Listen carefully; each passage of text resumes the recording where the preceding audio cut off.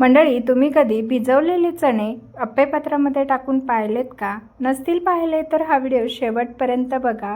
आजची recipe unique असणार आहे, त्याचबरोबर पौष्टिक आणि भन्नाट देखील असणार आहे. तर चणे आपण अप्पेपात्रामध्ये टाकून कुठली रेसिपी बनवतोय यासाठी व्हिडिओ शेवटपर्यंत बघा. आणि व्हिडिओ जरी आवडला तर व्हिडिओला एक लाईक आणि आपल्या चॅनलला नक्की सबस्क्राईब करा. तसेच असे नवनवीन आणि इंटरेस्टिंग व्हिडिओ पाहण्यासाठी चॅनलला सबस्क्राईब केल्यानंतर बेल आयकनला ऑन करायला मात्र विसरू नका. चला तर लगेचच रेसिपीला सुरुवात करूया. रेसिपी खूपच छान आहे व सिंपल सोप्या पद्धतीने सांगितलेली आहे. झटपट तयार होते, जास्त वेळ लागत नाही. तर आपण इथे हे चणे भिजवून घेतलेले आहे. नॉर्मली चणे आहेत, इथे कुठलाही आपला म्हणजे हायब्रिड किंवा आपला जे घरामध्ये चणे असतात ना, तेच चणे आपण इथे घेतलेले आहे. आता हे चणे छान असे भिजवलेत. आता भिजवण्यासाठी कोमट पाण्यामध्ये हे 8 ते 9 तास भिजवून घेतलेले आहे. कमीत कमी 7-8 तास आपल्याला हे चणे भिजवून घ्यायचे. आता आपण इथे ना 1 वाटी चणे घेतलेली आहे भिजलेले. वाटीने प्रमाण घेतलं किंवा अंदाजे घेतलं ना तरी देखील चालेल, पण वाटीने घेतलं की पुढचं प्रमाण घ्यायला सोपं पडतं. आता 1 वाटी चणे घेतले, ते मस्त असे मिक्सरला बारीक वाटून घेतले. वाटताना थोडा पाण्याचा देखील वापर केलेला आहे, कारण आपल्याला यामध्ये बारीक वाटण्यासाठी होईल तितकं स्मूथ बॅटर वाटून घ्यायचं आहे. त्यानंतर आपल्याला इथे लागेल एक मिक्सिंग बाउल. आता हे सर्व साहित्य आपल्याला या मिक्सिंग बाउलमध्ये जमा करायचं आहे.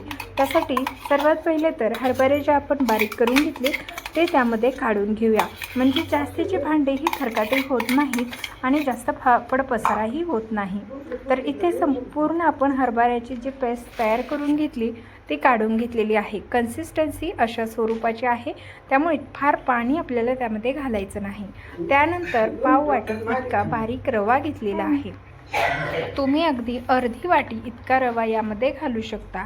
शिवाय तुम्ही यामध्ये ना अर्धी वाटी दही घातलं ना तरीसुद्धा हा पदार्थ आणखीनच छान आणि खमंग खुसखुशीत तयार होतो.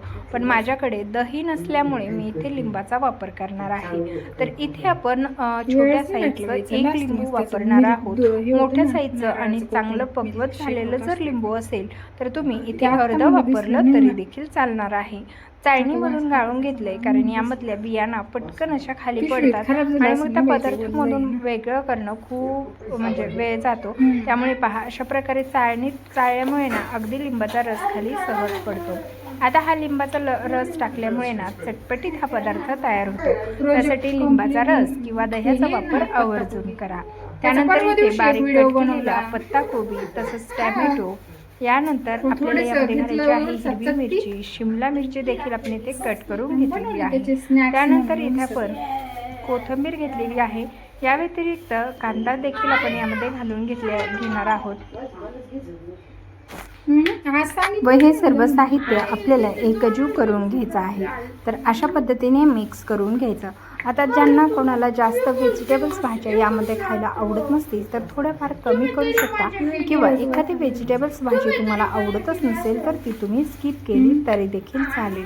आता यामध्ये थोडं पाणी घालून आपल्याला थोडंसं सैलसर मिश्रण तयार करून घ्यायचं आहे. खूप पातळ नाही तर खूप घट्ट देखील नाही, तर थोडंसं पातळसर ह्याचं मिश्रण आपण तयार करून घेणार आहोत, जेणेकरून आपण यामध्ये घातलेला जो रवा आहे तो देखील छान फुलला जाईल.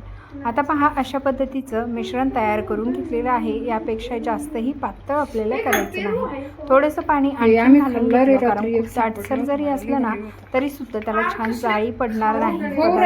व्यवस्थित जाळी पडावी ना यासाठी कन्सिस्टन्सी मॅटर करते तुमचा पदार्थ परफेक्ट होण्यासाठी. त्यासाठीच आपण अशा पद्धतीने इथे ह्या मिश्रणामध्ये थोडंसं पाणी घालून मिक्स करून घेतलं. आता यामध्ये सगळ्यात शेवटून चवीपुरतं मीठ आणि 5 चम्मचला थोडंसं कमी इतका आपण खाण्याचा सोडा वापरलेला आहे. आता हे छान असं फेटवून घेऊया.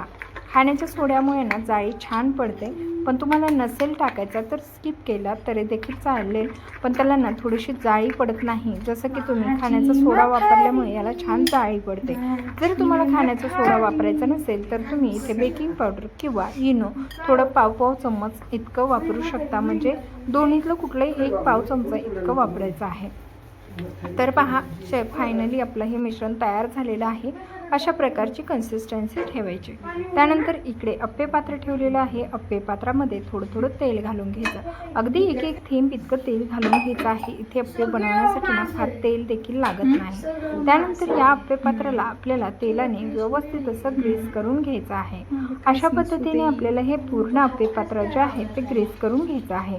आता जे माझे जुने फॉलोअर असतील ते म्हणत असतील की पहिलं अप्पे पात्र वेगळं होतं, हे वेगळं आहे।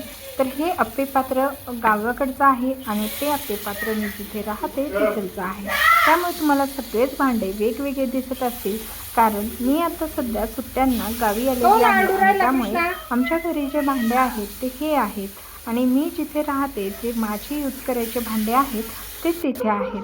त्यामुळे तुम्हाला लवकरच आपला आणखीन एक मी चॅनल खोलणार आहे आणि तो चॅनल ब्लॉगिंगचा असणार आहे, म्हणजे डेली रुटीन ब्लॉगिंग तुम्हाला तिथे पाहायला मिळेल।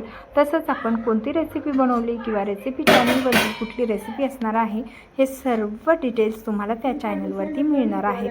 त्या चॅनलची सुद्धा माहिती लवकरच देईल। जेव्हा कधी सुरू करेल ना तेव्हा सगळ्यात पहिले माझे जेवढे फॉलोवर आहेत त्यांना मी सांगणार आहे। तर आता इथे आपण हे अप्पे पलटवून घेऊया। खरंच खूप सुंदर आणि कुरकुरीत अप्पे तयार होतात बरं का। कोणीसुद्धा म्हणणार नाही की हे आपण ओल्या भिजवलेल्या चण्यापासून बनवलेले आहेत। तर अतिशय सुंदर आणि झटपट होणारी ही रेसिपी आहे। त्याचबरोबर ती तितकीच पौष्टिकसुद्धा होते, त्यामुळे तुम्हाला नक्कीच आवडेल। आता याच पद्धतीने सर्व अप्पे जे आहेत ना ते पलटवून घेणार आहोत। आता पहा, अप्पे ना आपल्याला थोडेसे खाली अप्पे पात्राला लागत आहेत। अप्पे पात्राची जर कलई गेली ना तर मग मात्र अशा पद्धतीने अप्पे खाली लागतात। पण चला, फायनली आपले छान असे अप्पे तयार झालेले आहेत आता खाण्यासाठी। सर्व अप्पे ना बनवून घेतले, काढून घेतले आणि त्यानंतर तुम्हाला दाखवते।